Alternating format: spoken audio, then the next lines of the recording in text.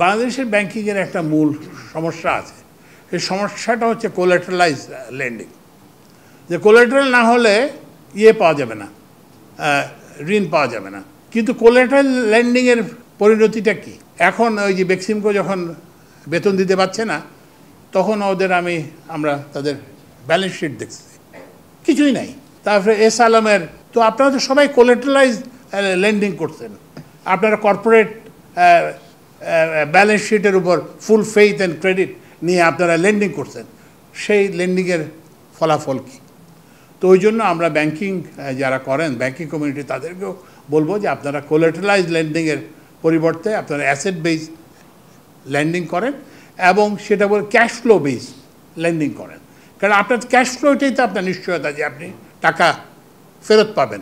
আপনি যে কোলাটারালের উপর বসে থাকেন, বাংলাদেশে কোলাটারালের এনফোর্সমেন্ট হতে কত বছর লাগে, কত দিন লাগে। তো ওই জন্য আমরা এগুলো থেকে আমাদেরকে সরে রাখতে হবে।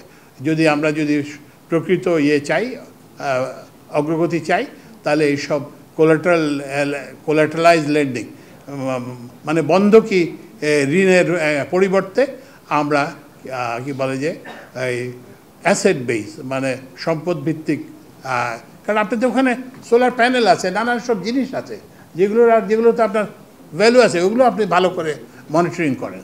তারপর হচ্ছে যে ক্যাশ ফ্লো, ওরা যে কন্ট্রাক্ট থাকবে, যে বিপিডিবি কিংবা যে যারও কাছে কন্ট্রাক্ট থাকবে, সেগুলোকে আপনি ইভ্যালুয়েট করে তারপরে আপনি লেন্ডিং ডিসিশন নেন।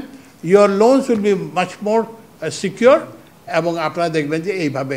তো ওই জন্য আমাদের ব্যাংকারদেরকেও এই মানসিকতা আর পরিবর্তন করতে হবে।